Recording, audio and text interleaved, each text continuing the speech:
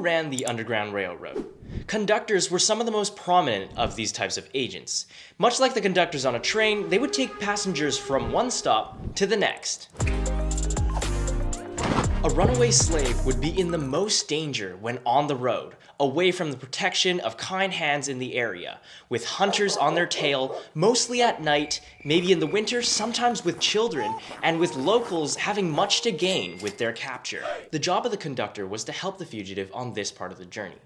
They were some of the more daring people on the Underground Railroad, helping people at a moment's notice, taking them as far as necessary.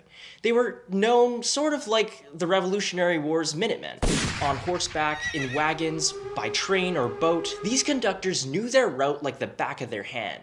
And they had to, because their route and the journey that they were taking with these fugitives was plagued with dangers and with a lot of unknowns. Fugitives traveled mostly at night, and through winter nights, which were longer.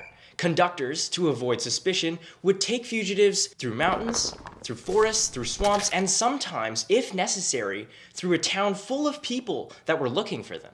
Some people who carried out this task were college boys who were waiting for messages to take a fugitive from one town to the next, avoiding hunters. Or tradesmen who were avoiding marshals going straight through a town full of people, having fugitives under their wagon or in their cargo.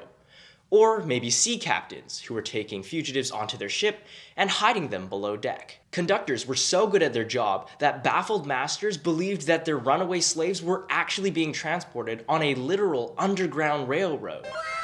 People like politicians, teachers, tradesmen, farmers, salesmen would be trudging through forests and swamps to bring a fugitive who was scared or through the dead of night across a river or wherever to avoid detection and to stay one step ahead of their pursuers. So who ran the Underground Railroad?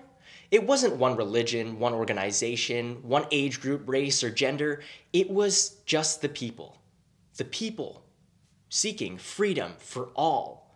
Conductors were only one part of this grand effort to abolish slavery. There were also station masters, stockholders, and preachers, all separately being helpful, but together forming a group we now know as the Agents of the Underground Railroad. Stay tuned for part 2, and you can click on this video here if you want to learn about a very special conductor, Harriet Tubman.